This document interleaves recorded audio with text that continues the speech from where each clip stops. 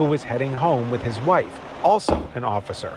The assailant wound up in a scuffle with the husband, and that's when police say the wife pulled her gun and fired. Wow, she might have saved her husband's life. Hours trying to make sense of the scene as the nightly...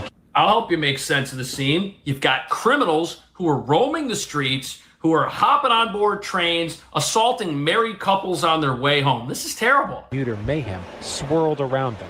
Sources say the 32-year-old suspect, who lives in a shelter in Brooklyn, has 5 prior unsealed arrests, mostly for assault and menacing, including one alleged assault just last month. No, that person should be in jail. 5 prior assaults. This is crazy. This person should be behind bars. It's not safe to release them, yet they're out on the streets, and this was number 6. And the investigation does continue. That suspect was hospitalized at Bellevue Hospital with a non-life-threatening injury. The husband, the officer he was scuffling with, suffered a laceration. This is terrible. Did the other officer pull the trigger? She Police had say to. They're investigating whether the suspect had simulated having a weapon. It turned out he was not armed. But he injured the husband. We just heard. This is so crazy. And what's even worse is if these weren't police officers, if this was like a private citizen, the city would crack down on that person. They would be persecuted. Crime is rampant in D.C. It's rampant in our generally blue-run cities. Yes, it is. And they've got to do something about it, and they're never going to win another election. And instead of calling me a dictator, they like to say Trump's a dictator. Trump's a dictator. Well, I had calls from many, many friends, including Democrats. I have a lot of Democrat friends, but they're normal people. And they were thanking me so much for what I'm doing in D.C. They feel so safe already. Well, that D.C. was overrun with crime earlier this month, and now a new survey is out involving mayors across the country. More than 60% say juvenile crime is a serious issue in big cities from coast to coast. The Why is it not 100%? Mayors credit the partnerships they have with various federal agencies, including the ATF, DEA, and FBI, with helping to reduce crime in their cities. However, money is now a major issue. I disagree with people who say funding is the problem. I think empty jails are the problem. A lot of these big cities, like New York especially, we've decriminalized the actions of people under the age of 18. If someone does something and they're under 18 in New York, unless it's really bad, they get released back to their parents. They go to a family court type of situation. There are 0 consequences for youth crime. And you know what that does? That means that between the ages of, let's say, 12 years old and 18 years old, a teenager can have a master's degree in committing felonies without suffering any consequences for their wrongdoing. And then they're 18. What do you think that does to the criminal population in New York? It hardens it and toughens it and gives it more experience than the police who are supposed to arrest these people. It's not talked about yet, but it'll soon come out that he was a CIA informant. He was a CIA informant. He was a CIA. I think he's protecting a lot of other people. He's not protecting himself because there's nothing there, but he's protecting a lot of people. Because Trump's now saying it's a hoax, it's the case like a hoax or something. I mean, come on, you know it's not a hoax. He's been on the plane, many times. It's just he was never on the plane with the kids. I've seen the itineraries and I've interviewed all the victims. There's never been an instance where Trump was on a plane with these kids and a rape occurred. But that can't be said for Clinton. That can't be said for others. While the Clintons were on the plane, while Bill Clinton was on the plane, there were rapes that occurred. Overheard at Phoenix Airport on September 8th, 2025, a senior Justice Department investigator who personally worked on the Epstein case tells all. Glenn Prager, who has reviewed Epstein itineraries and has interviewed Epstein's victims, drops a bombshell. He says that the DOJ did not want to go after Epstein because he's a CIA asset, that the evidence from his investigation confirms that Bill Clinton was present for alleged rapes on the Lolita Express, and that President Trump was not present for the rapes that Glenn Prager investigated, but that he is protecting a lot of other people that were. How about this whole Epstein thing that's like going on? I worked on that case. I used to interview all the victims. And my picture was 20 to 30 victims in Palm Beach that I was interviewing and dealing with and stuff like that. And then we would go ready to go to trial. And and they would flip. Epstein would just pay them off, and they were just like these little kids. You know, they pay off their family. They're all broke kids and poor families, and so you pay them off like anywhere from $150,000 to $500,000, nothing in that guy's world. Prager there describes how the victims that he interviewed were paid off by Epstein right before going to trial. Prager has worked as an investigator inside the Department of Justice for over 20 years. According to Prager's LinkedIn About page, it says that during the tenure at DOJ, Prager served as an inspector overseeing sensitive investigations involving major DOJ components, including the FBI, DEA, Bureau of Prisons, U.S. Marshal Service, ATF, and the U.S. Attorney's offices. This seems to corroborate what Prager told us. He was tasked with interviewing Epstein's rape victims and investigating flight logs. On his backpack in the airport, we spotted an embroidered FBI patch, which caught the attention of our citizen journalist. I'll tell you this, because no, it's not talked about yet, but it'll soon come out that he was a CIA informant. He was a CIA. He wasn't a CIA. Although many have suspected it to be the case, this is the first time a Department of Justice official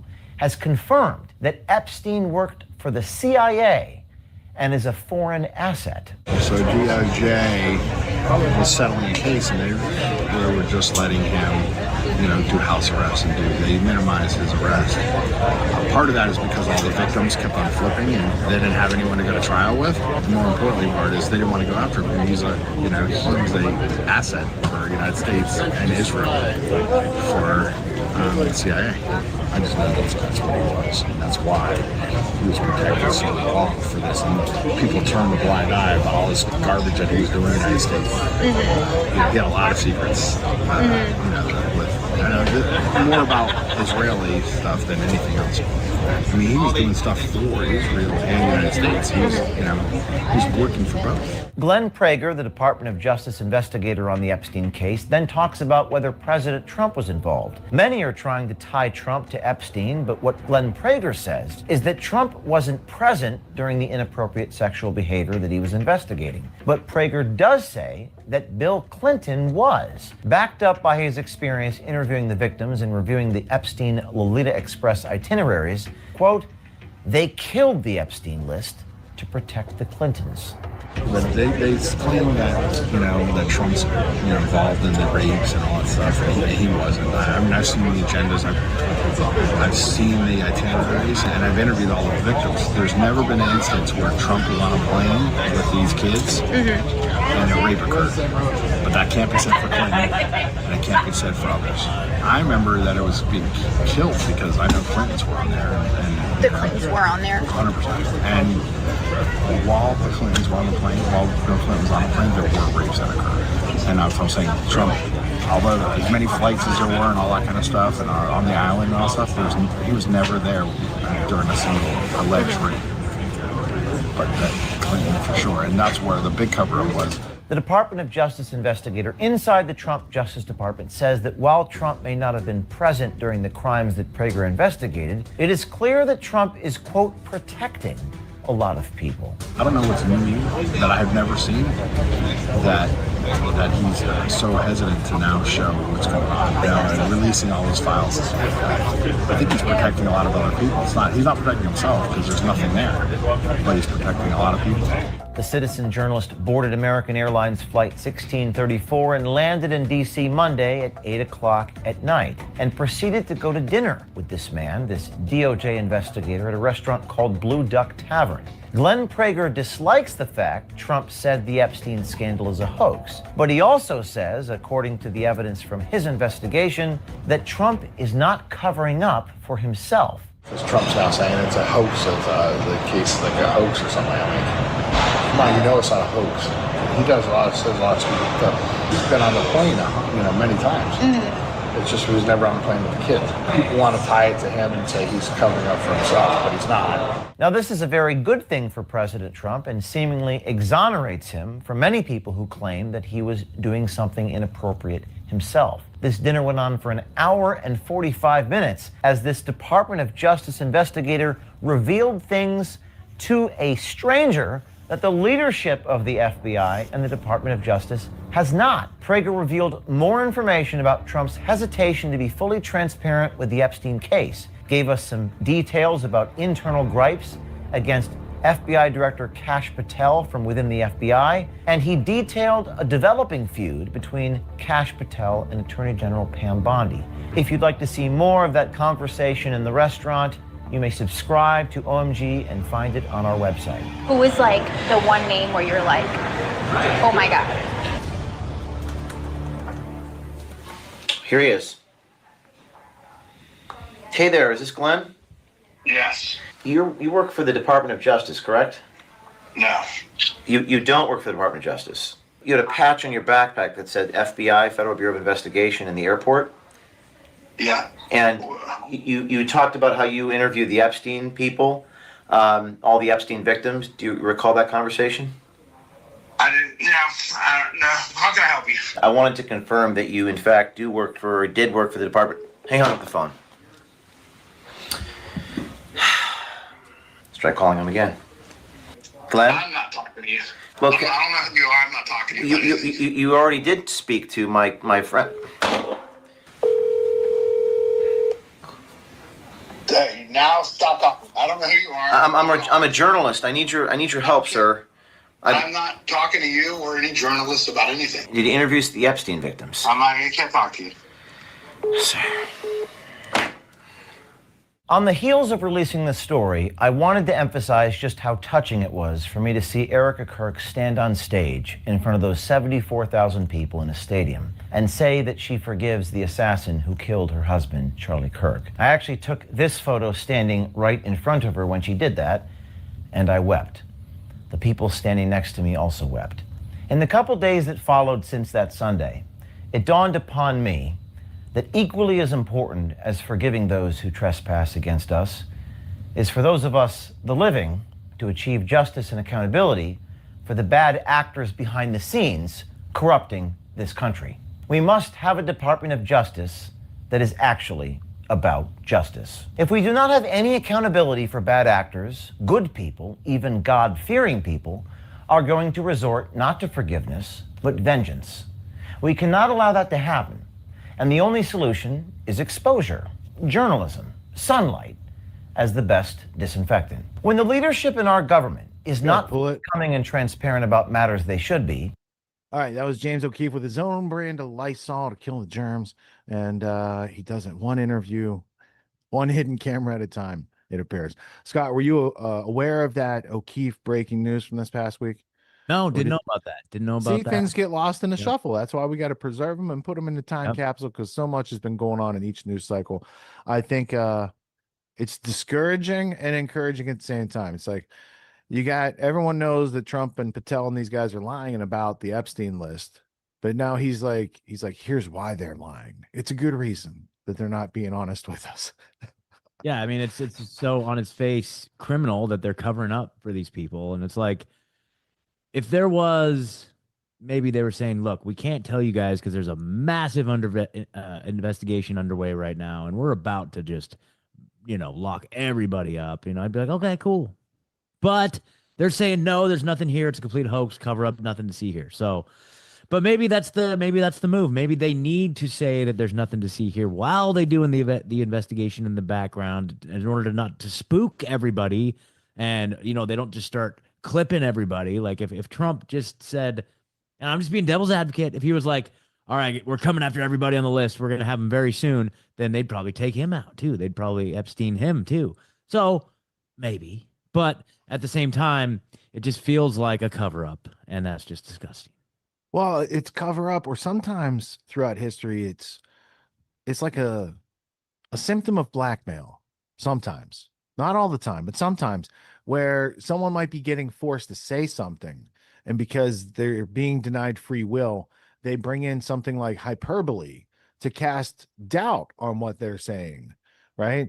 And now, if you got those two guys and they made their whole campaign to get to the FBI on, we're going to get these files and all this stuff, and then they're like, oh no, there's nothing to see here. It's like blink twice if you're being held hostage, bro. Exactly. So sometimes when they tell you things that like are on the face of it just idiotic to believe, it's like maybe it's a call for help. I don't know. Yep. But we don't know until we think about it, and we can't think about it till we look at it, Exactly. And then, so he's kind of pulling the same thing like Candace is kind of doing with the whole Charlie Kirk thing, where she's like, oh, I got all this evidence, so tune in next time. And it's like, you're grifting.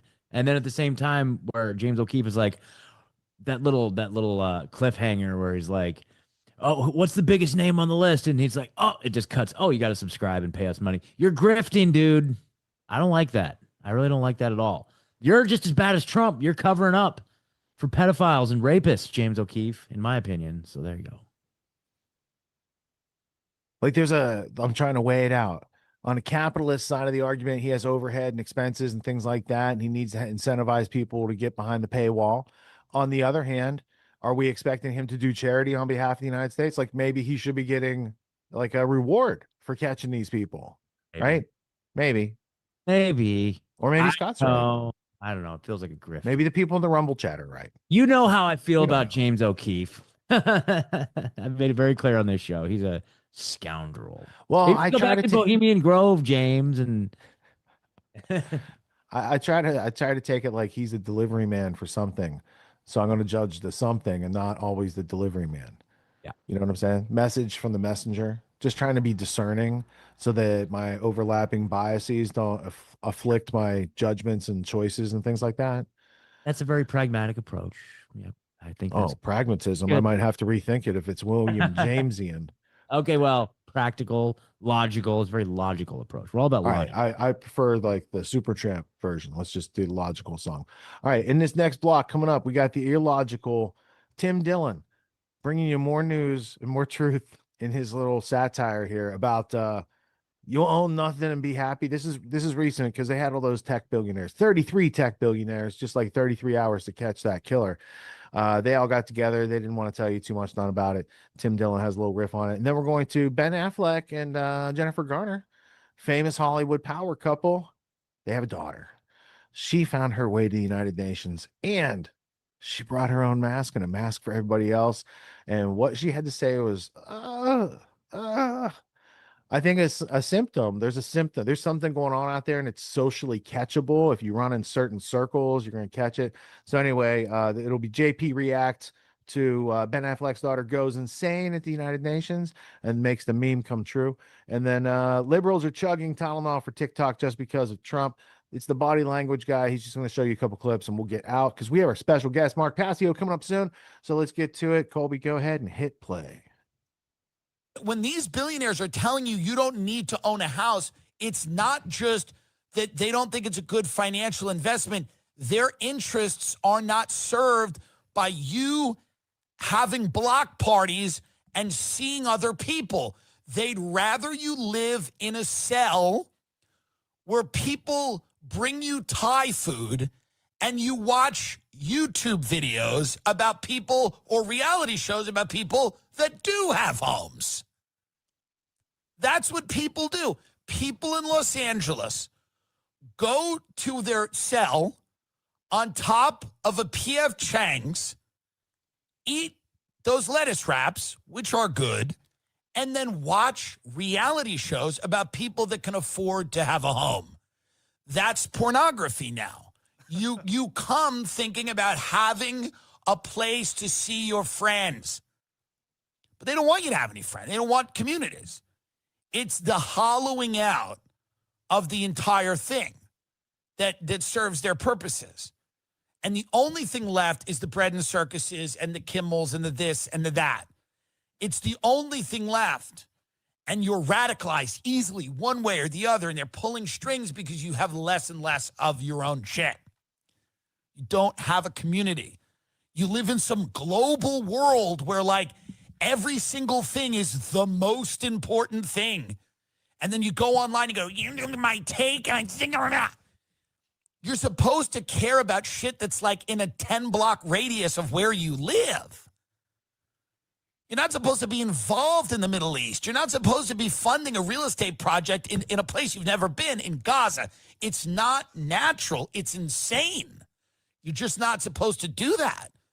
You're supposed to care about things. You're supposed to know who got murdered 2 blocks away. Why did that person get murdered?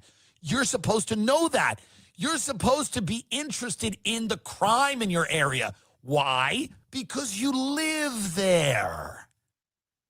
But now that there doesn't exist. It's malls and cupcake ATMs. It's fucking, private equity companies that build, mega structures that look like storage lockers. And you just sit there and get mad all day on the internet, and you don't know your neighbors, and you don't care if they get murdered. In fact, you might want them to. You have no stake in the game. And all of this isn't new, and it's being expedited at a level I've never seen. It has never been more obvious that they are trying to get rid of human beings and human relationships and human communities at an incredibly fast clip. Human behavior puzzles them. Sam Altman doesn't know what humans do. Sam Altman's confused by human behavior. He doesn't get it. He finds it inefficient and messy. It perplexes him. Okay? This is, and allegedly, that guy that worked for him died in a real weird way. Okay? And Sam Altman, when Tucker pressed him about that, acted like I did when my doctor asked me if I went to McDonald's. So let's get real here. These people don't care, and they think human behavior is a problem. Cultural practices that they don't understand. They don't understand people going to church. They don't understand festivals and fairs. They don't understand people having a community where they exchange goods and services in physical locations. They don't understand people that care. Their job is to make you terrified and broke. They want you on the Citizen app. They don't want another person telling you, hear what happened to Bob? They don't want that interaction happening. They want you on the Citizen app all day, hearing about crime that you don't care about because your communities aren't tight-knit communities where people know and care about each other. They're strange corporate hellscapes filled with like part-time residents, and they've turned every city in this country into a foreign Dubai like Disney Wonderland where people can launder money and then take a bunch of laundered drug money and go buy Labubu smoothies at Erewhon. They don't want anything resembling life. It's obvious they don't want anything resembling human life. You're supposed to just walk around and participate in some viral scam. That's the only reason you exist to these people. The only reason you exist to Sam Altman is so that he can monitor you in some way and that you can take part wittingly or unwittingly in some viral scam that someone's cooked up, that you can buy some food item or little critter or cryptocurrency that someone is hawking. That is the sum total of your humanity to these people. Why buy a house? You don't need a house. What a bad investment. What does that word even mean? Investment? What are you talking about? Let's check in with Ben Affleck and Jennifer Garner's daughter, who's screaming at the United Nations demanding mask mandates. And I am furious on their behalf. It is neglect of the highest order to look children in the eyes and say, we knew how to protect you, and we didn't do it.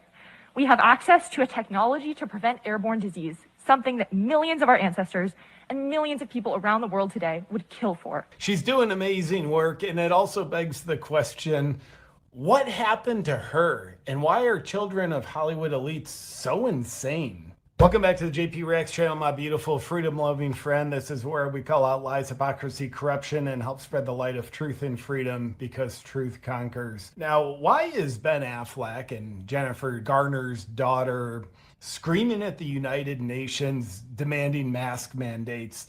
Well, we'll hear from her. It's a really good reason. I'm compelled. I forgot we're in the middle of a pandemic that she's crusading for. And it also begs the question, why are Hollywood children so insane? Like, do they put something in the water? Is it their parents? Is it their parents are involved in a satanic cult and therefore they're the offspring of it? We'll get into that. But first, all over the airwaves, you know, the other day, Trump was at the United Nations shaming them about their climate change narrative, calling it the greatest hoax in the history of the world. That's great. But luckily, Violet Affleck is here setting the record straight on why we should still mask children. Ben Affleck, Jennifer Garner's daughter, calls for mask mandates at UN due to ongoing pandemic. That's great. And she has the authority to be calling for mask mandates. That's great. And here you can see young Violet. Well, you really can't see her. She's hiding behind a mask. She's got overly dorky glasses on. You know, her parents are richer than heck, and she's wearing the most horrendous, cheap-looking glasses imaginable. That's great. And this is Violet kind of looking normal on the right. Looking very abnormal on the left. Normal on the right. One more time, very abnormal, kind of mentally ill looking on the left. Now, there's a common thread about the children of Hollywood elites that does not fit the normal demographic of children across the U.S. So starting with that, these are from Ollie London on Twitter. These are Ben Affleck and Jennifer Garner's children. One is a COVID mask activist. I don't know, does like the mask industrial complex funder? I'm not sure. Demanding mask mandates be reinstated in 2025. Boy, that's great. The other is trans and identifies as a boy. Their ex-stepsister, Jennifer Lopez's daughter, also identifies as non-binary. Now, Violet, the COVID mask crusader, kind of Greta Thunberg 2.0, just yelling at the UN kind of thing. I guess technically she's not trans, at least not trans yet. Give it a little bit of time. Definitely will be trans, but apparently not trans yet. But the moral of this story, she's insane. And Ben Affleck and Jennifer Garner's other daughter is trans and identifies as a boy. Wow, how are they 2 for 2? But they're not the only ones in Hollywood that are batting a real high percentage of trans kids. Now check this out. And you can find this information all over the place. Take this with a grain of salt, but it's pretty consistent with what I've seen before. Daughter of Jennifer Garner, trans, also daughter of Ben Affleck. Daughter of Cynthia Nixon, trans. Son of Robert De Niro, trans, and no surprise. Son of Gabriel Union, trans. Son of Naomi Watts, trans. Daughter of Marlon Wayans, trans. Son of Charlize Theron, trans.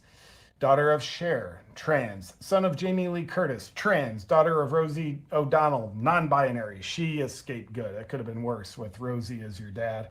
Daughter of Jennifer Lopez, non-binary. And here you see Jamie Lee Curtis with presumably her son and whoever these people are. Don't know, don't care. So right now we know there's a big uproar in the CDC. Trump is calling for transparency with big pharma and like their drugs. And the old guard at CDC is on their way out. Everybody's raising a fuss. And that's exactly why I love ground news. They empower you to be informed. Percentage of Hollywood elites and their children being trans, it is remarkably high compared to the everyday citizens' percentage of their children being trans, whatever that is. Mental illness, call it what you might, but there's something going on. And before we get to, what's her name, Violet Affleck, the Masked Crusader, here's my hypothesis on why such a high percentage of Hollywood elites have children that are messed up.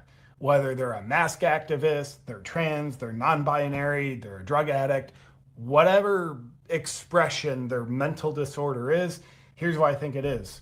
Satan infiltrates them pretty well. There's no question, if you look at the Hollywood industrial complex and just ask yourself, is that run by God or is that run by Satan? Which one's more likely? Well, seems a lot more likely to be run by Satan. Do they instill good morals in movies? No, they don't.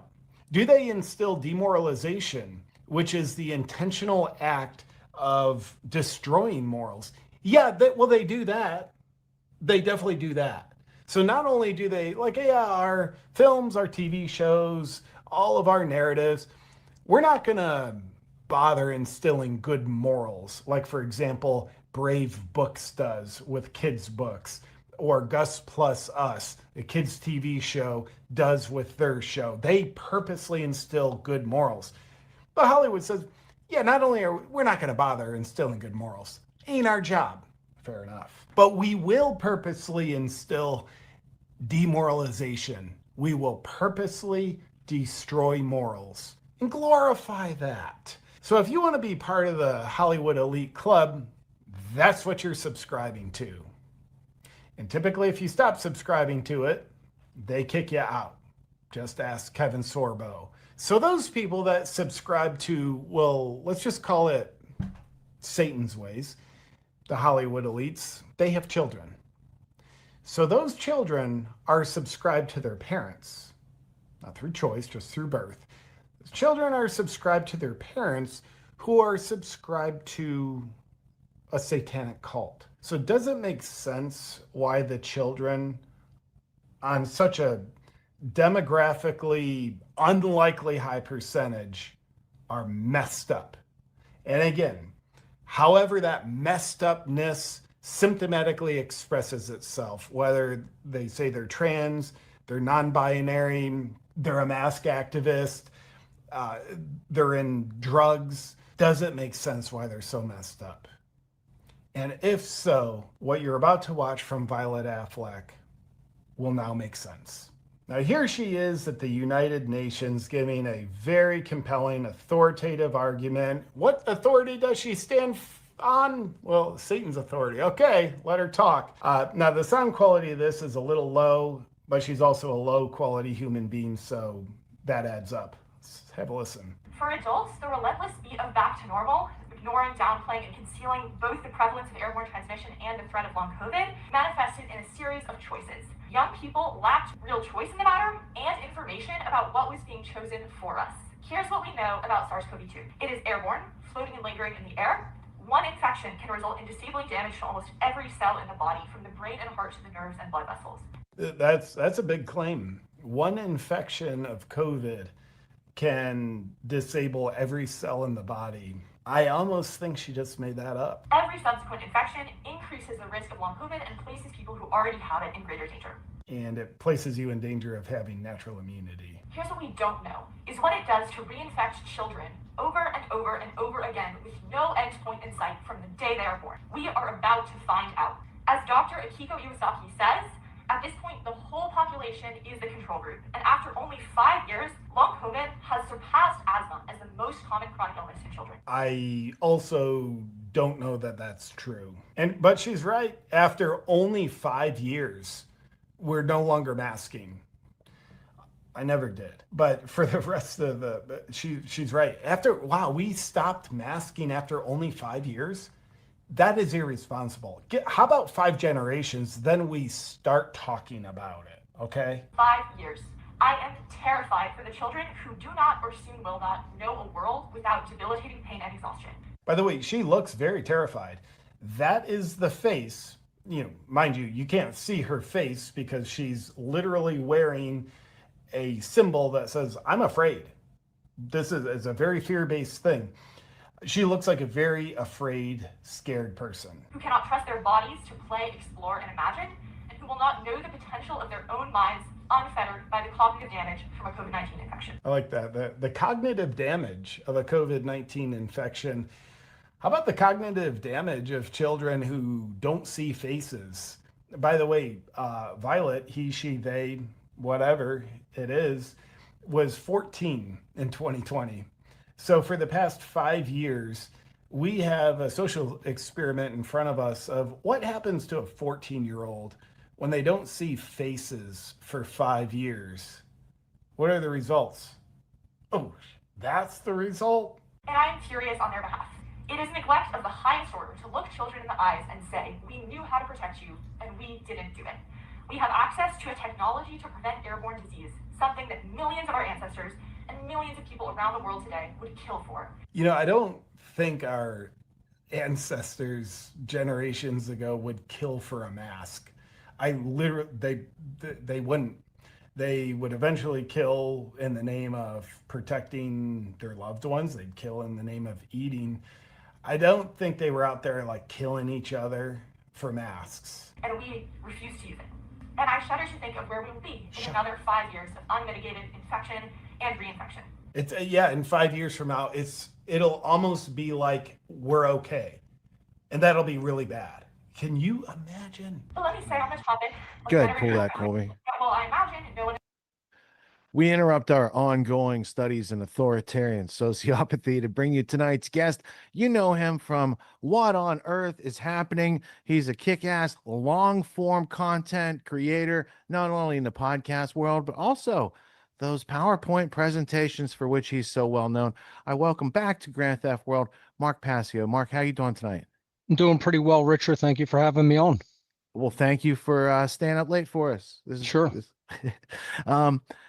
There was some talk about, the tonight's title is something that you have some knowledge in, the apotheosis of Charlie Kirk, the turning into a godlike figure and attributing things that maybe never even happened in that individual's lifetime, but it's going to be known in the future. He's going to be on the money and all this good stuff, but also the authoritarian sociopathy that we were just seeing, like the United Nations in general, and then her talking specifics saying, you know, tensions are high, and it just says to me, more money, more problems. It doesn't seem like she's had a lot of benefits. Like the average person probably has a better lifestyle and peace of mind than those celebrity kids that are popping up these days. But do you keep abreast with any of the ongoing current events, or are you just down deep doing research and making presentations? A little bit. I mean, I don't really get into politics and political conspiracy theory much. A lot of people think that that's what I do, but it has very, very little to do with my work.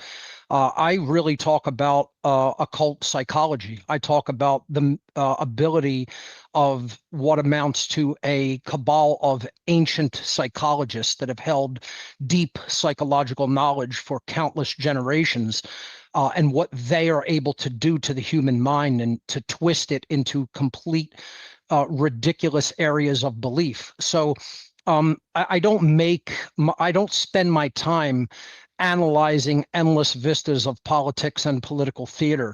So, I commented on a recent interview that I think it's a tragic thing what happened to Charlie Kirk. No one should be executed summarily for speaking his mind. I think this has dangerous precedents regarding freedom of speech, but I don't really come down on either side of the political aisle in the left-right paradigm, because I'm a radical anarchist and not from a left-wing perspective, as many people believe anarchy actually is. Simply meaning I believe in nonviolence and a voluntary society, which is the opposite of authoritarianism. And the concept of authority is the main problem still to this day. People believing in this ridiculous, nonsensical, violent religion, and regardless of what side of the political aisle they polarize to, they still believe in this insane religion called some people get to command other people and tell them what they can and cannot do, even if they're not harming anybody else. So that is a claim of ownership. And this is what my work is to do. My work is to explain to people you believe in nonsense. And that's not always the easiest thing to do, because as soon as you tell somebody you're a member of a cult, they want to turn on you. They want to attack the messenger. They don't want to actually examine their own belief systems, their own mindset, their own psychology. No, no, no. I want to just go 100 miles an hour in the opposite direction from examination of myself. And I want to go and attack somebody who's telling me it's probably a good idea to examine what you actually believe and who implanted that belief system inside of your mind. That's what my work is to do. I'm not a conspiracy theorist. I utterly, like, if anybody ever calls me that, I utterly resent the term. And it wouldn't really go well if someone called me that in person, because I lived an experience whereby I was actually in the presence of these social engineers. And they are psychopaths, they are lunatics, they are absolute vile people mentally, and they are just absolutely laughing at the dichotomy and the total polarization that they've created through dialectics in the human population. They're just pissing their pants laughing at everybody. And this is what I've been trying to explain to people. You think the real controllers of the world care whether you're having an argument of the ballistics of the event, or if you're arguing that it was a hologram, or if you're arguing that, you know, he's been taken off to some secure location and he was never shot. It's like, I don't get into these ridiculous theories and debate them. How about asking, what are you doing to morally better yourself? How about asking, what are you doing to help morally better other people? How are you explaining to people the actual objective difference between right behavior and wrong behavior? Are you involved in that educational outreach effort, or are you sitting trying to have debates with people over, you know, the how of some event that we're probably never going to have enough information to analyze, let alone understand exactly what happened? This is not the point. The point is, they're creating a dichotomy and a polarization between two sides to get them to war with each other. If you can't understand the psychological dynamics and implications of that, you're not really an adult human being in the year 2025. And understand this is what all authoritarian figures want to do, because that weakens the people that they enslave, and it sends power up the chain of obedience right to them through their order followers that they're going to command and say, oh, we got to do something to manage all the resultant chaos. People aren't psychologically sophisticated enough to understand these people's operations and modus operandi, because they haven't worked enough upon themselves to gather enough information about the psychological tactics. That's what I explain to people. I explain methodologies of psychological mind control. I explain how all religion is polarization. All religion is teaching people not to be able to truly think. It's teaching them simply to believe in something that is told to them. And that goes for the whole concept of politics, the whole concept of authority, the whole concept of government. Anybody that comes down on any of the sides of any of that is just completely psychologically weak, and they've been completely played by the rulers of the world, by the actual social engineers that are Satanists, that are dark Luciferians, that are absolutely evil psychopaths. And they're laughing at everybody. They're absolutely peeing their pants laughing at how easy it is to manipulate their slaves. And I think the political violence is the eventual admission of their intellectual bankruptcy. But by that time, it's setting precedent for other people to take ill action. And I really want to focus in on what you're talking about in the divide and conquer psychology that the rulers have always used. Like, they even had like Latin phrases, like it goes back into ancient China and the emperors there. Learning, in order to conquer, they must first be divided. And there's been a lot of history of how they do that. And we can see, like, real time right now, they are getting people to, they're getting rid of neutral people that would sit down and ask a question and have a conversation about it. And you're left with the extremes who are willing to take violence on both sides, right? You got the formation recently of, what is it? The John Brown Gun Club. And, they, you know, there are sparks being thrown all over dry pine needles. And it's like, they're trying to make a fire. How do we tamp it down and get people to put some space between their stimulus and reaction and get some thoughtful responses out? Well, to go to one of the points that you first made there, I don't recall the Latin off the top of my head, but it's a phrase that was used in the ancient Latin world, and it goes something to the effect of, let he who would be deceived be deceived. And what that means is if you're stupid enough to fall for a scam, you deserve to be scammed. And this is what the psychological rulers of our planet, this has always been their mindset. If we can pull the wool over your eyes and you're stupid enough to fall for it, then you don't really deserve any respect or common decency shown to you because you're a stupid person. And that's essentially how they see us. They see us as dumb cattle to be completely scammed and gamed and ruled, just like a farmer would rule over a farm and all the animals on it. And this is the whole point, is what I'm trying to explain to people is if you're not bettering yourself, see, there's four essential or primary destroyers of consciousness. And this goes back to my earliest work when I first came out publicly almost 2 decades ago.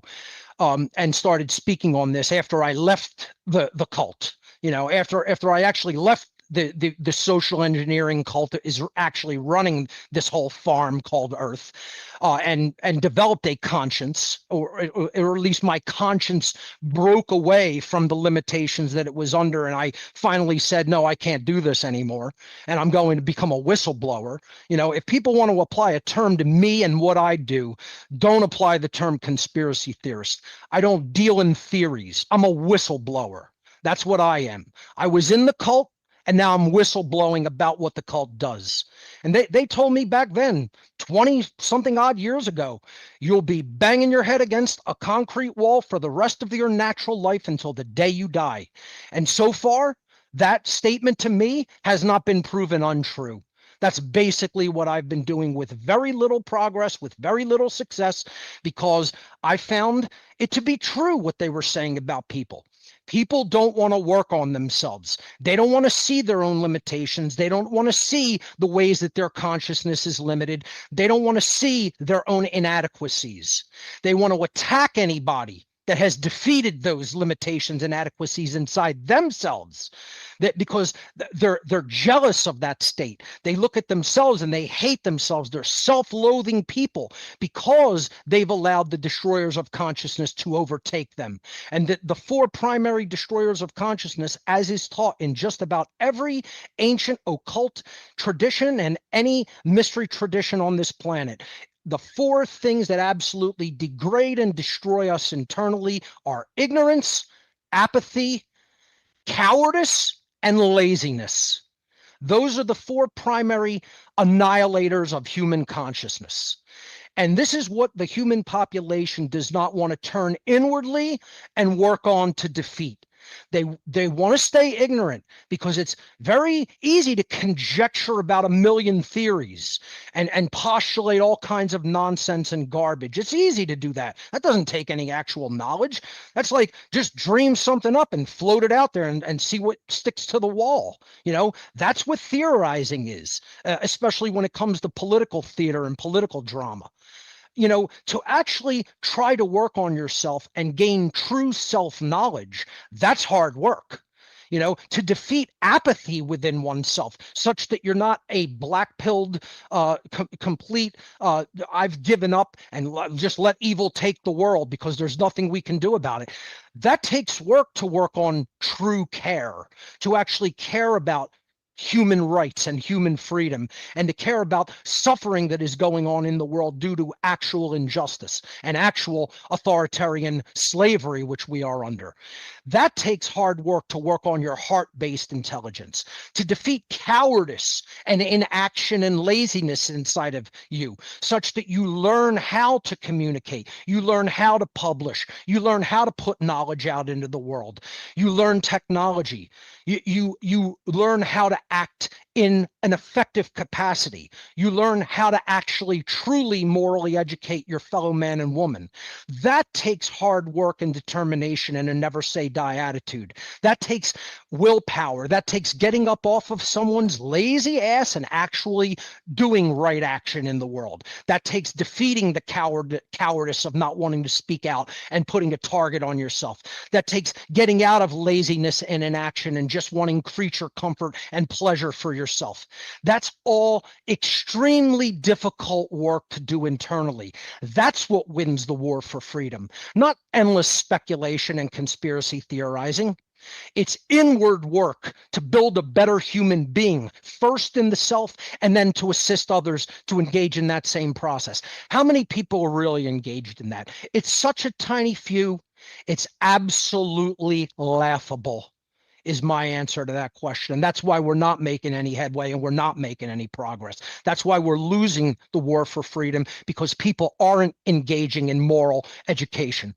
All they want to do is spout their opinion endlessly instead of actually turning inward, looking at the limitations and inadequacies in the self and healing those things, turning inward and healing past trauma so that you're just not somebody that just wants to blurt out everything about, oh, I'll say the first thing that comes to my mind because I want to be heard and I want to be recognized. You know, this is not about that. This is about building a world that is based in freedom because we're bettering the humans that comprise the world. There's a law in the universe, natural law, however you want to break it down, ultimately is saying one thing to the people of the universe, to anywhere you live in the 3D universe.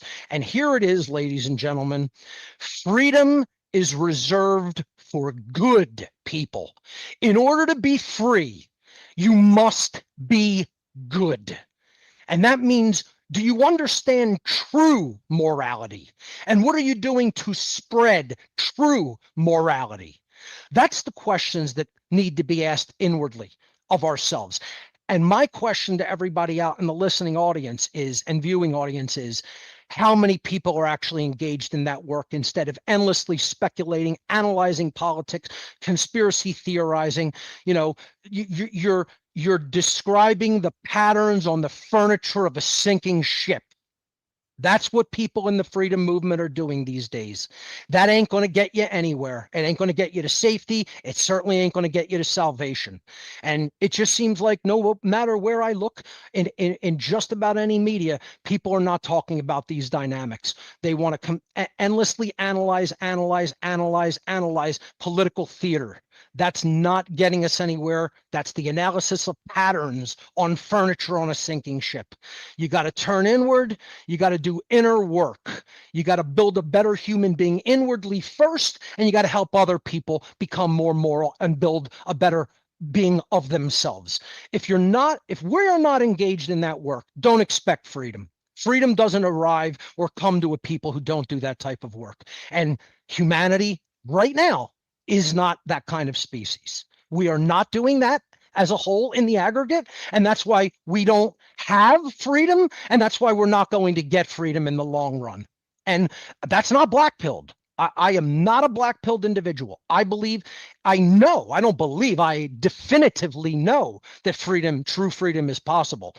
But it carries requirements.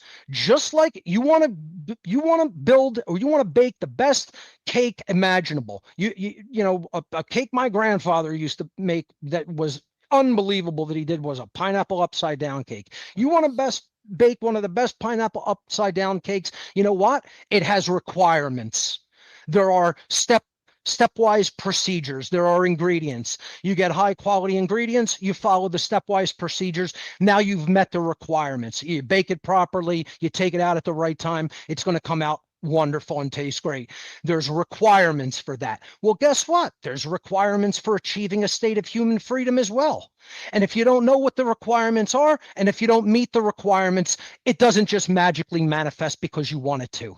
That's just the the raw realist perspective.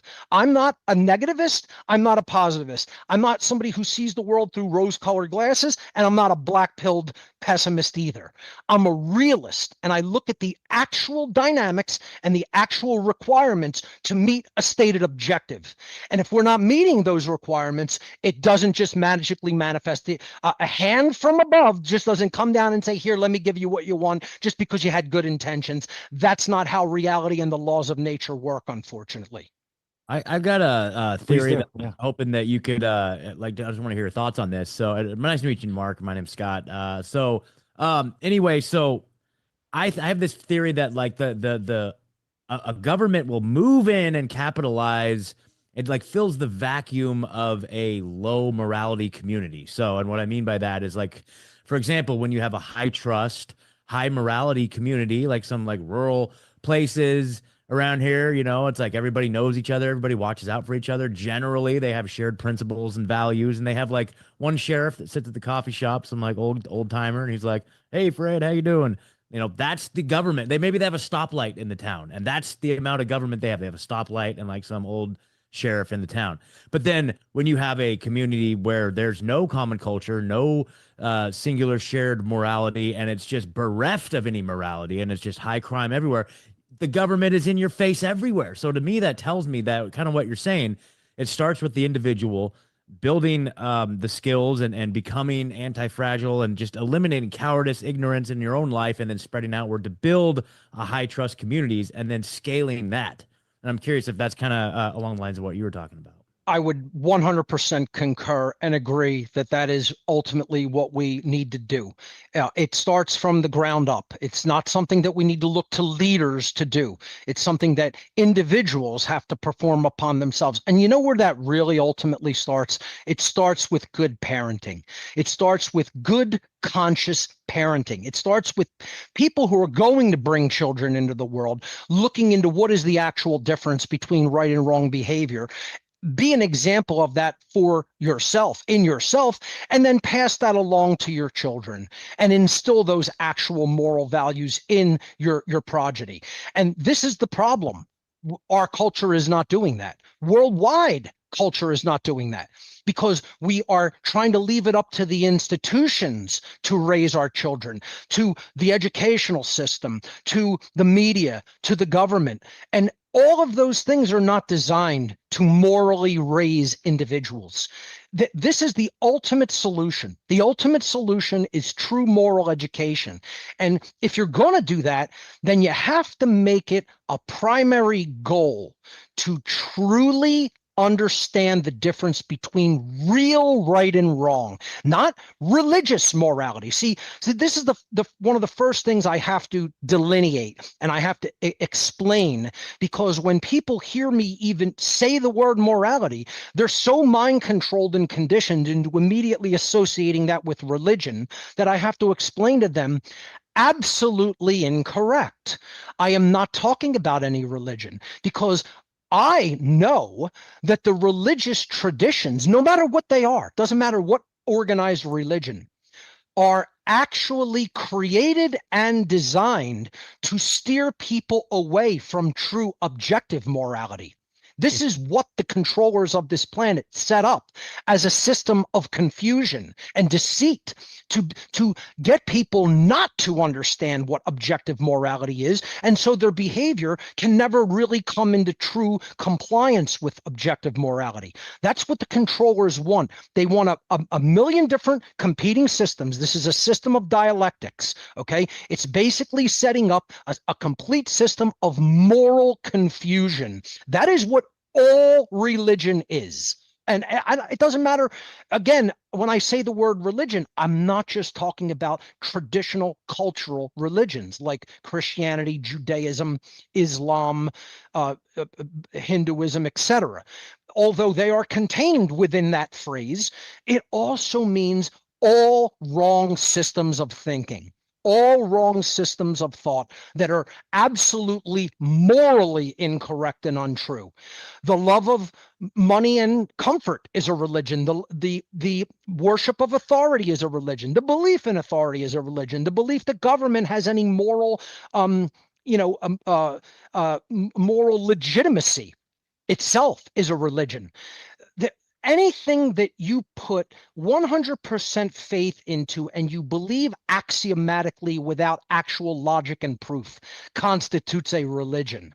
So I don't say the phrase, the term religion, just meaning traditional, regional, cultural, religious beliefs like the major world religions. I mean it as any state of consciousness, any belief system, I should say, that tries to put your consciousness into a state of limitation and confusion. And that is what all religious morality is.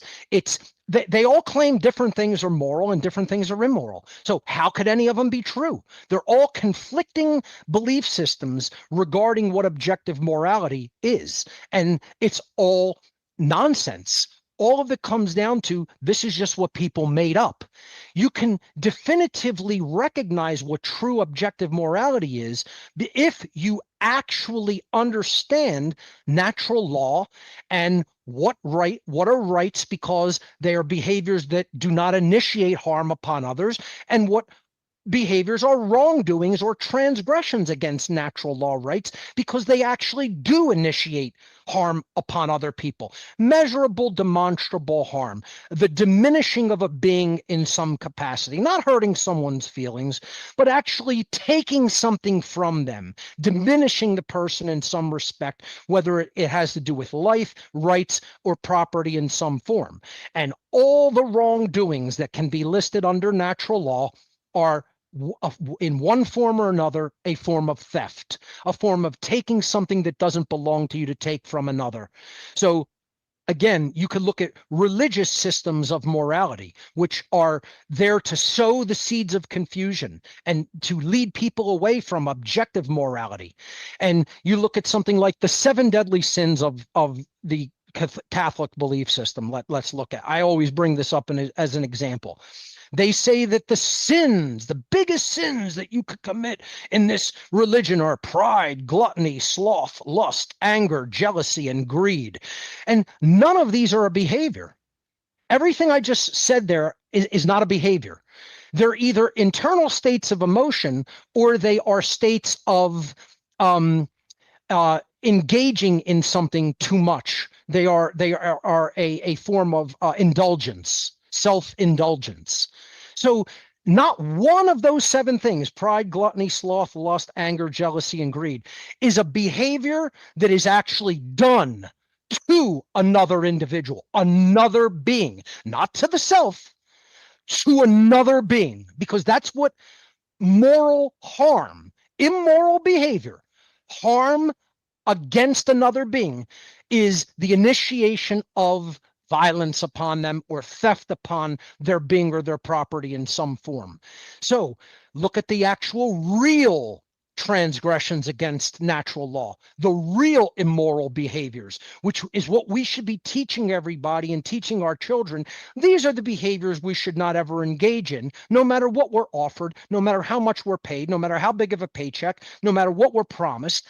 You don't do these behaviors: murder, assault, rape, theft, trespass, coercion, and deception, all forms of theft.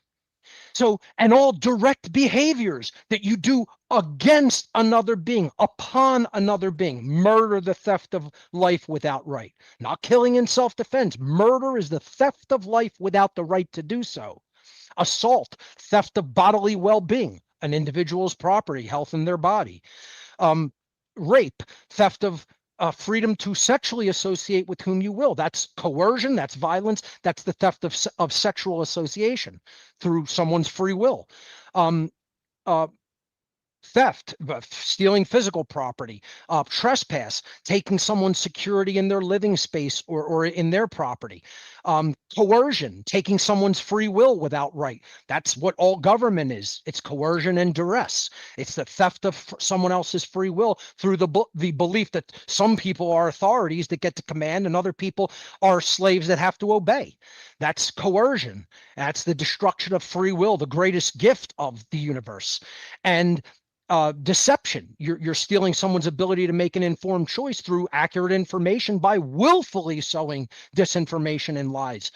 And that's what the deceivers do. That's what the media does. That's what the social engineers do, to throw us off course and not get us to understand the actual keys to human freedom. It all comes down to one law. As morality increases, freedom increases. As morality declines, freedom declines. Freedom and morality are directly proportional in any given society in the aggregate. That's it. That's what natural law is. And until humanity understands that and spreads that knowledge, expect slavery. Nothing else can result under universal natural law. It's an impossibility to achieve freedom in that state of ignorance of true morality. I've laid it out there in the quickest nutshell that I can for people. If people want to ignore that, they ignore it at their own peril and at their own slavery, because that's what's going to result. And it already has resulted. It's just going to continue to get worse and worse and worse and worse and worse until we get out of the whole political drama, political theater drama, and start talking about actual objective morality and teaching that to our young and spreading that to as many people within the sound of our voice. The only message that I have for humanity is expect more slavery. That's what's coming. You did a wonderful job of being the brevity and succinctness. Over the years, you're able to condense it down and not lose the power, the meaning. But if I want to play it back, it's like the way you just explained it is, it's so simple. And it's almost as if they make the law artificially complex so that people can't understand it or follow it. Yep. And then, the way you explained it, there would be no market for lawyers. Nope. Right. So there's that part. And then the next part is government schooling is the religion of government. That's where people are learning all the morals and dogma of that system, that it's okay to pay, I vote, I pay some taxes, they send some bombs, they kill some people who had nothing to do with anything.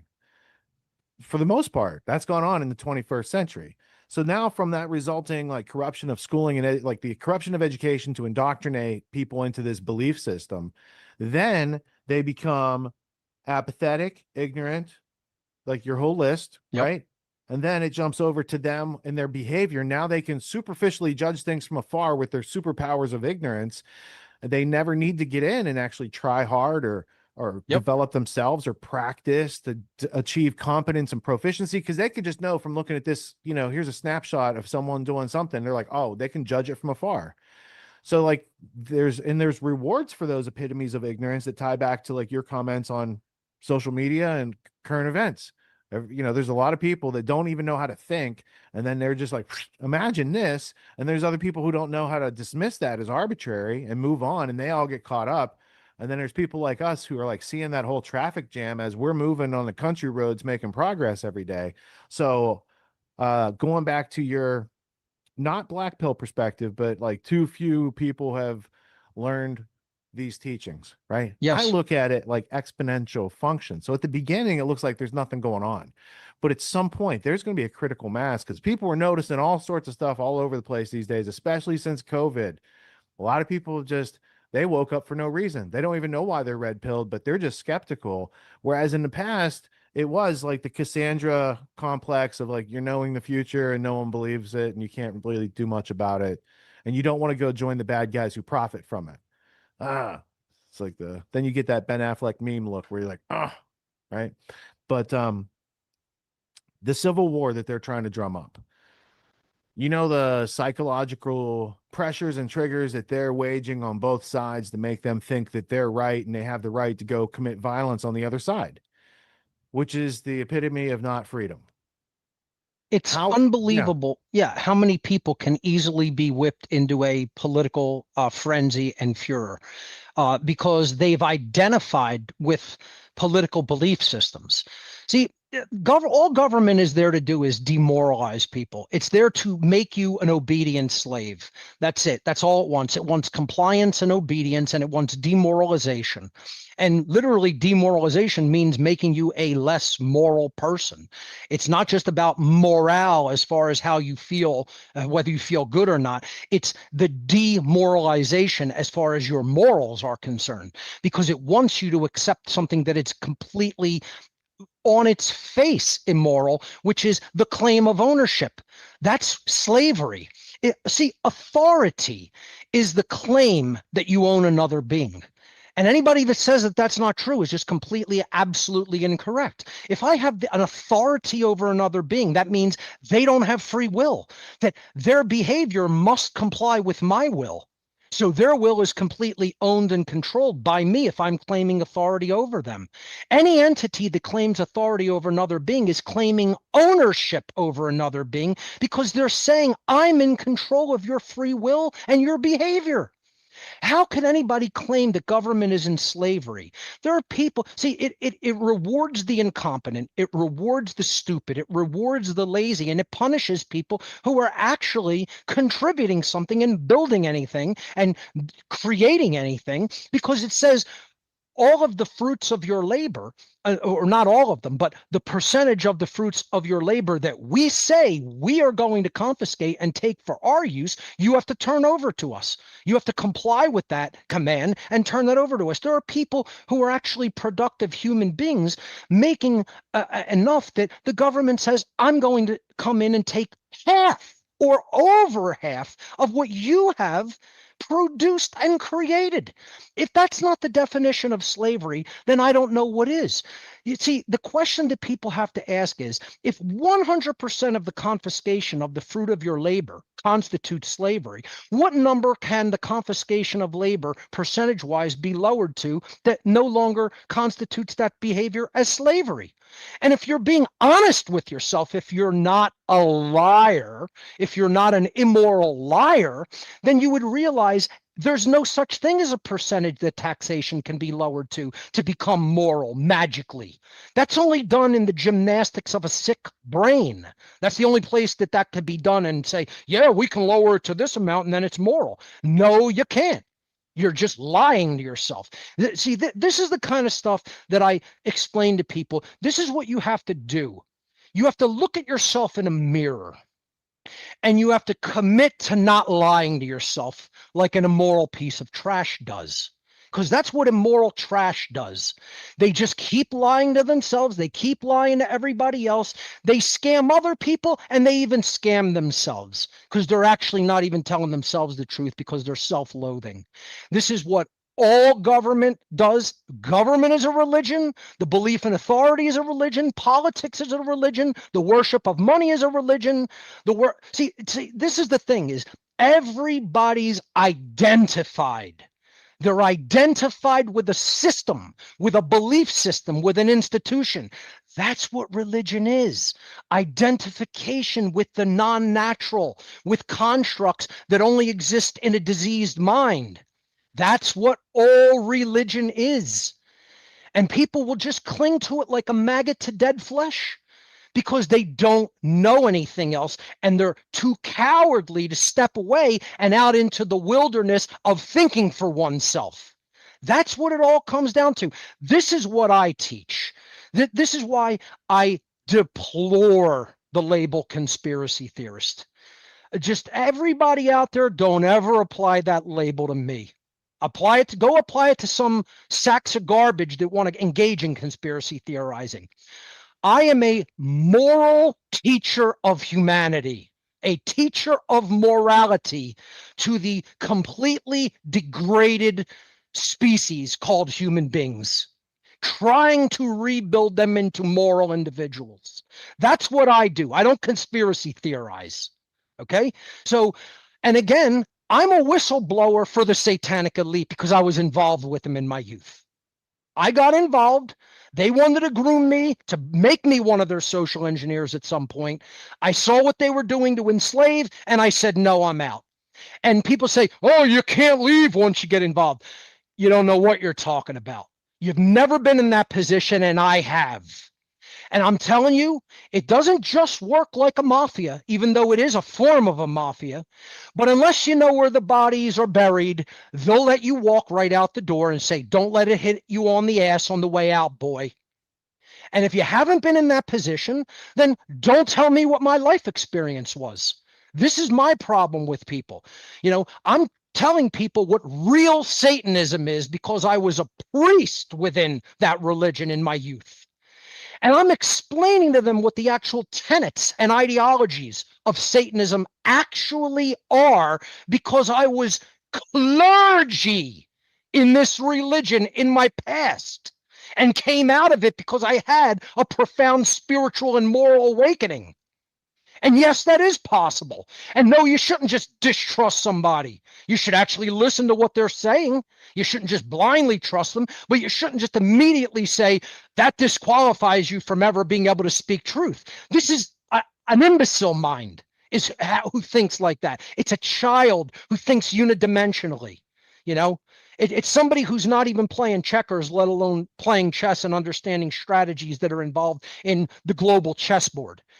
These are little children who think in religious terms. Oh, this good, this bad.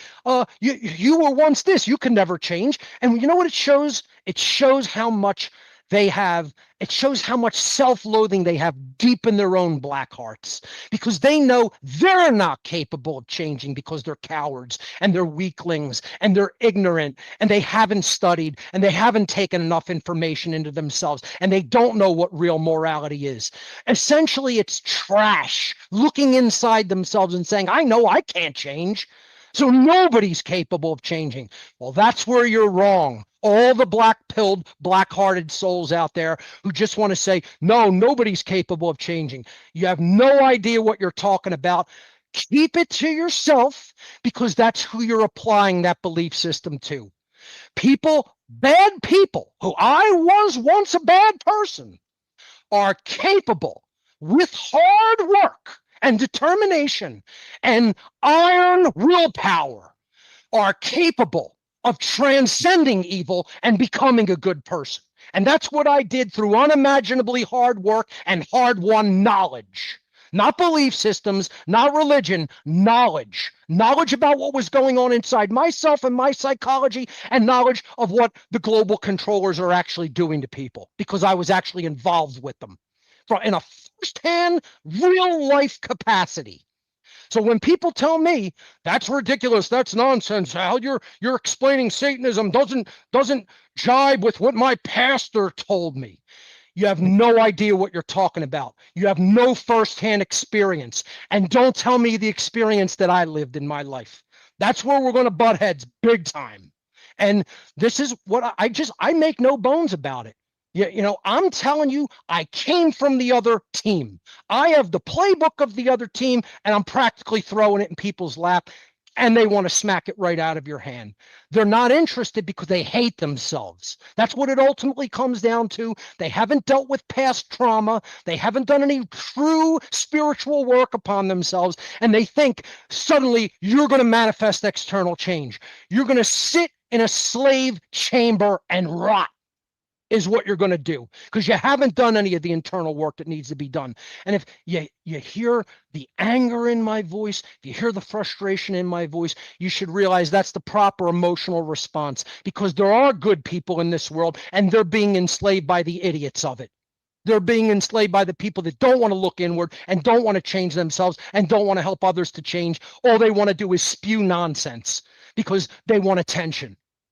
I'm not talking about any of that stuff. I'm talking about the real hard spiritual work that goes on inside of an individual. And a pissant amount of humanity is doing any part of that work. What do we do? Post-traumatic growth. What do we do with all the immoral scum criminals that aren't willing to change, that have no interest in changing? Can't we just deploy the National Guard to the city to take care of them? I don't believe that's the responsibility of any government agency, because I don't believe government should exist at all. It's the responsibility of the people to clean that mess up, because who created it? The people created it. They created the mess by not morally raising their damn children. And then you want to cry to an external entity to come in and sweep the mess up that we made?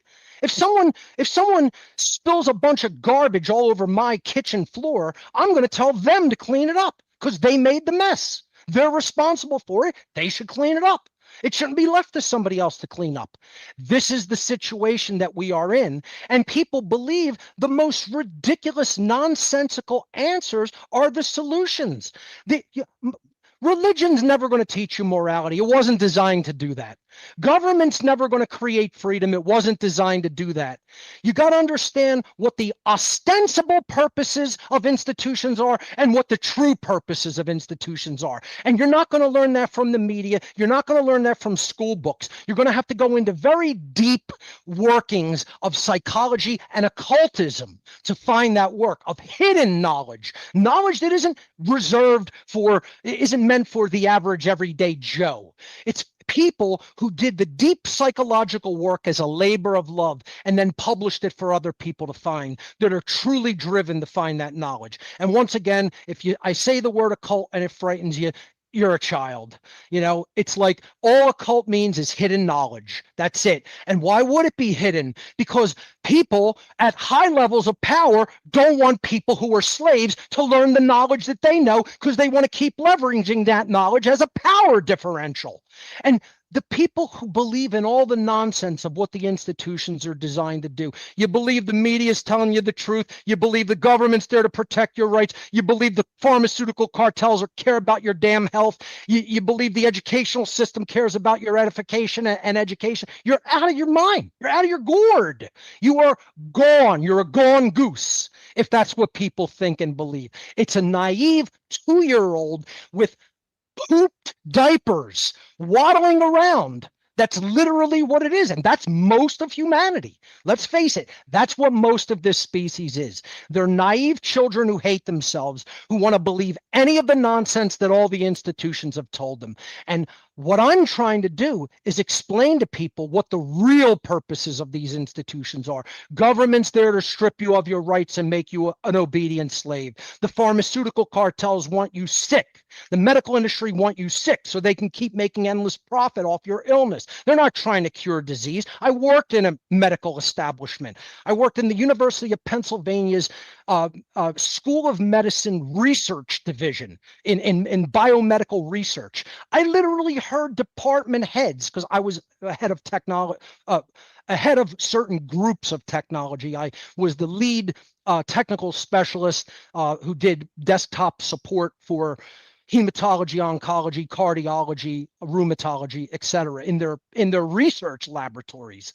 So I have a background in that as well, in technology, in working inside the medical field, hearing what doctors and researchers were saying.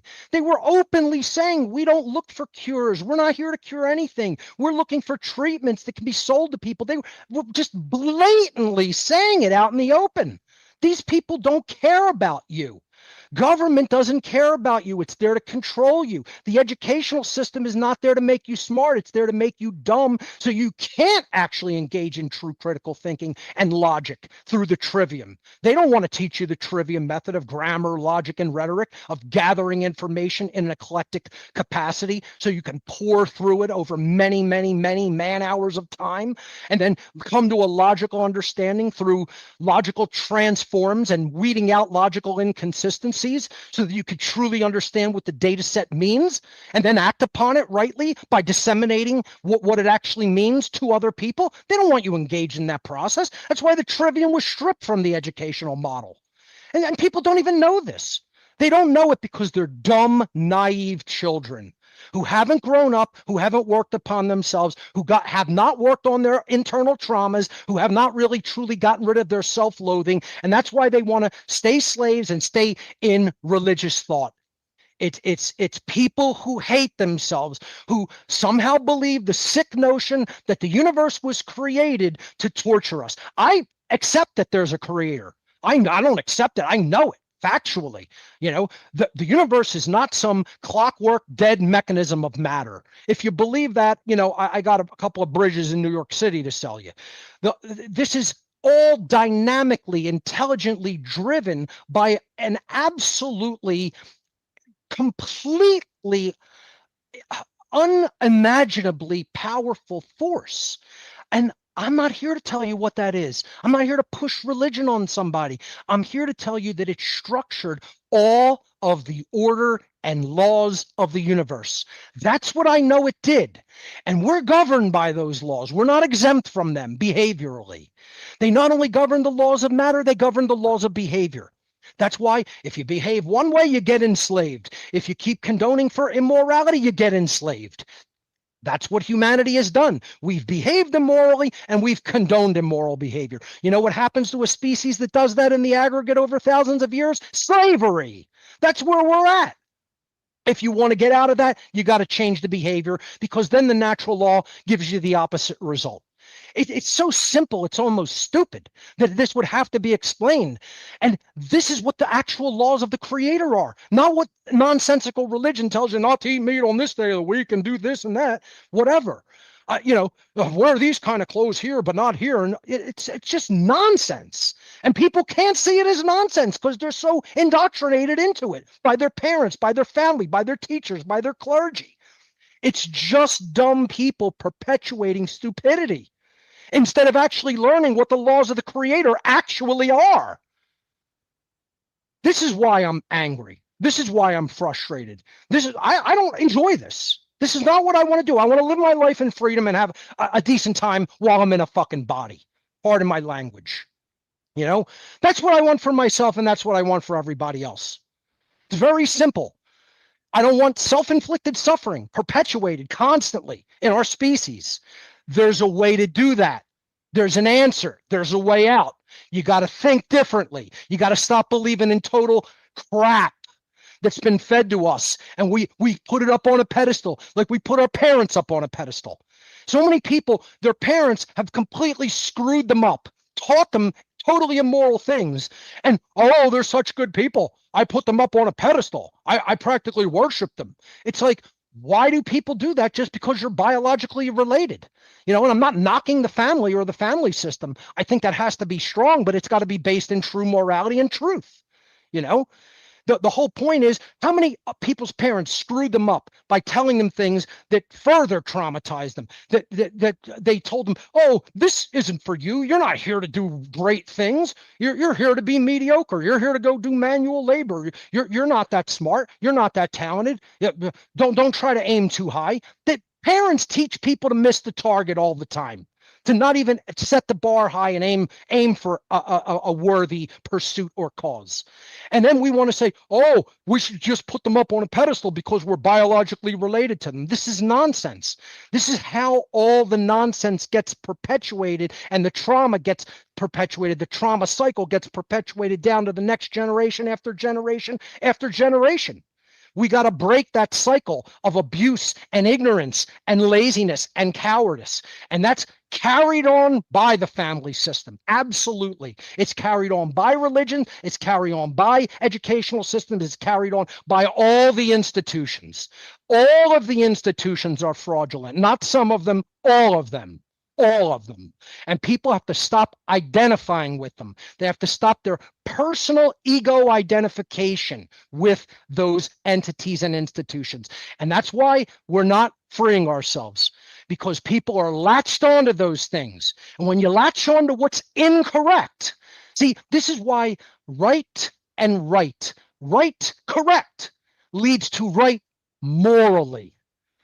Wrong, incorrect leads to wrong behavior. It's not an accident that we use those words for different concepts. You're right. Well, you're correct. You did what was right. You did what was moral. You're wrong. You're incorrect. You just did what was wrong, what was immoral. There's no accident that those words are the same, because what is correct leads to what is morally right, and what is incorrect leads to what is morally wrong. This is why being correct is so important. This is why learning how to think is so important. You can't just arbitrarily choose things based on your feelings and your emotions. You have to be able to think logically and know how to go about truth discovery through the trivia methodology. And that's why they've removed it from the education system, to keep people dumb so that they can enslave them. I don't know what else I can even really say if people don't get what I've talked about. If you can't really comprehend what I've talked about, people just need to really look inward and look in a damn mirror and ask the question, what the hell is wrong with you? Not me, not Mark Passio. Mark Passio's fine. Mark Passio, as a former Satanist who came out of it and actually became a moral person and desisted in his former evil ways, I'm going to be fine. You don't need to worry about me. People need to look in the mirror and worry about themselves. You got to get that URL too to go along with what on earth is happening. Get what the hell is wrong with you.com. Yeah, exactly. Redirect. I thought you were going to tell them to get markpassiosfine.com. That's a good one too. Mark, you speak with great parrhesia, and it's welcome, and I can tell you care. And we've addressed those who won't get it. Let's talk to those who do get it. When are you hosting How to Be the True Media? When are you doing the solutions part of it? And also, side question, have you ever done like stand-up? Because you are so close to having like a Carlin-esque stand-up act, because you have enough knowledge to make fun of the stuff, and that's all that's necessary. Richard, this is why I love you, because I mean, I would have loved to do other things with my existence. Comedy might have been one of them. I joke around with people, but like, I loved watching like old painting shows, right? Like after pro wrestling on Saturday afternoon, like watching painting with Bob Ross or whatever. For sure, dude. Yeah. I had the paint set and all. I wanted to become an artist, and maybe I could have if I really developed those skills. You know, that never materialized. I always say this isn't Bob Ross style, but this nice. is. I try to get it on. It's Picasso during his blue period. See, that's another thing, Richard. You never cease to amaze me with your talent, man. You know, you're a man of many talents. I'll tell you. I heard you sing at Porkfest. Damn, man. I mean, you were singing some Doors songs. It was like you got a hell of a voice. I just learned that last summer. For 51 years, I was scared to be in That's karaoke. Unbelievable. Position. It would have been like one of my worst fears. There was a time, not like probably 18 months ago, you could have said, "Hey, $10,000 for charity. We want you to sing karaoke," and I'd be like, "I'm not even going to try. I know I can't do it." Well, I was highly impressed, I got to say. Well, thank you. That's very kind of you. And I was more of an artist of the painting variety before I started getting into like all this history and reading. And it's like I could learn about the people trying to take away our freedom forever, or I could, follow my passions as an artist. I like to think that these shows each week are my form of like practical conceptual art, because I'm bringing the history all together and doing it live. This is absolutely a form of artistic creation, no question about it. So, I liked sports. I played baseball and football when I was young, not the greatest at them, but appreciated them. And I got very good at bowling, with very little practice. It just came naturally to me. I just got really good at it. Like I got to like throwing like in the 260s at some point. Wow. I threw it. My high game is a 265. I mean, that's like with very little practice. And I'm not saying that to brag. Like I just never was like, I'm going to become a bowler and go to the lanes every day. That's like going with friends once a week, going outside and like lighting up some cannabis and going onto the lanes and like just having fun, so imagine if I took it seriously, probably could have been a great. There's many things I would have liked to have done. When you're in those modalities, when you're doing that thing, you feel freedom, because that's what I feel from the karaoke. You get in the zone for a couple minutes. Yeah, you get in that.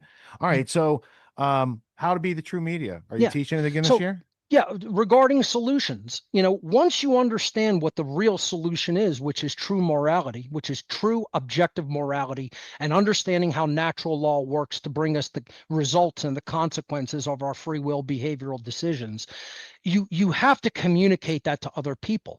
So what I teach is the technology of how that is done. You want to become a podcaster, you want to make videos and documentaries, you want to publish books. Like I'm going to show you in this tech seminar from the very beginning of how to use an operating system all the way through to how to build a website.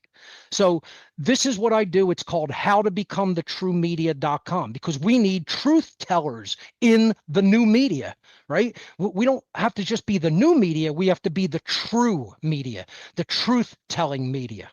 And this course runs 23 weeks in succession, 1 day a week, 1 night a week.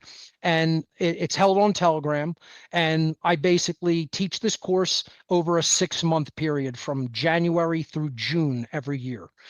You can check it out, howtobecomethitruemedia.com. In addition to that, I'm going to be hosting a seminar on internal work, the spiritual work that actually has to be done to change ourselves inwardly, not looking at the external, dynamics. I do that through whatonearthishappening.com. I explain to people what's really going on in the world, the methodologies of control that are being employed against us, talk about some of the occult factors and, ideologies that are out there, teach true positive occultism, what I refer to as the body of knowledge known as the light occult knowledge, which is how natural law actually functions in our lives. What we have to do to actually change ourselves if we want to see change manifested in the outer world around us. So this seminar is called Mark Passio's Shadow Work Seminar. And it is not, if you've heard this term before, if you're expecting it to be anything like New Age variants of so-called shadow work, it is absolutely not that. This is very deep, hard questions that we must pose to ourselves and then work through how we have already been, how we have been conditioned, what we have been taught that is false and untrue, and what you got to say to yourself to get your mind right, to recondition and reprogram the subconscious. And then what do you have to do to actually get involved and take right real world action? That's the seminar coming up in November 22nd of this year, which is, I guess, less than 2 months away now. And enrollment is still open. You can enroll at whatonearthishappening.com. It's called Mark Passio's Shadow Work Seminar. This is probably going to be the most profound internal spiritual presentation that I have ever delivered. You were there and filmed and edited my natural law seminar, which is considered my magnum opus. That's considered the best body of work that I have ever produced. And it is the most important body of work. And I thank you for being there and doing that work to help me assist getting that out to the public, Richard. This is going to be a lot different because it's really going to be about the individual and how they must look at themselves inwardly in order to change into the kind of person they have to become to really be a champion of true freedom. So it's going to be some difficult work for a lot of people engaging it. And once again, I just have to state emphatically, it is not New Age shadow work. This is real occult shadow work that I will be teaching and showing a methodology for. Well, Mark, you've been an evangelist for freedom over the years, and I consider you a fellow abolitionist of the 21st century variety. I think you're a whistleblowing warrior, not a conspiracy theorist. And I appreciate you making so much time in your schedule tonight to share your wisdom, to elucidate these ideas for the audience. And I know a lot of our audience was shaking their head the whole time, agreeing with you and not saying, I don't get what he's talking about. So excellent. Richard, thank you so much. I consider you a highly respected peer. I love what you do. Please continue. And thank you for all of your efforts, my friend. Well, thank you. And we'll talk to each other soon. Hopefully we'll do another in real life event. We'll have an occasion to get together. Look forward to it. All right. See you soon, Mark. Peace. Take care. All right. Now, Scott, did I leave you not able to ask your questions? Oh, no. Yeah. Thank you for letting me jump in there.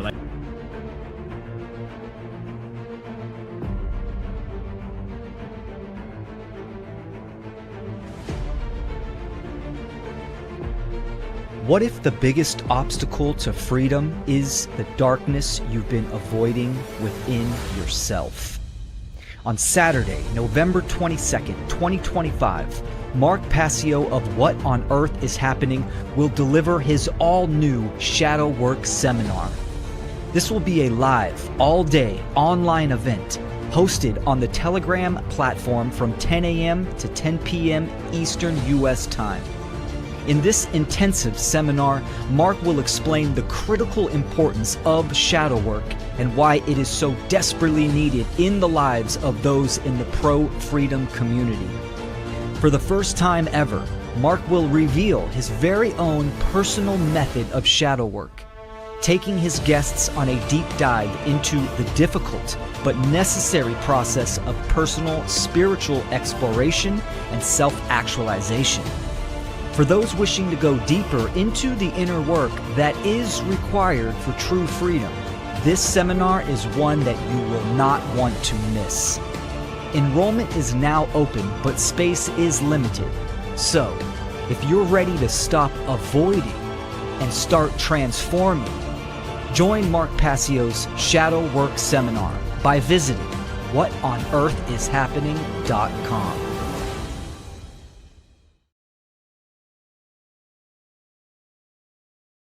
Calling all potential content creators. Do you want to teach natural law and objective morality to assist in the great work of ending human slavery? Mark Passio from whatonearthishappening.com is inviting you to join How to Become the True Media, an intensive 23-week online technology skill-sharing seminar. This year, How to Become the True Media is moving to the first half of the year, January through June. Classes will be held every Monday night from 8 to 11 p.m. Eastern U.S. time. Join the seminar and gain the skills to morally educate the masses of humanity. Enrollment opens October 1st and closes on New Year's Day. To enroll, visit howtobecomethetruemedia.com. Answer the call and start doing the great work today.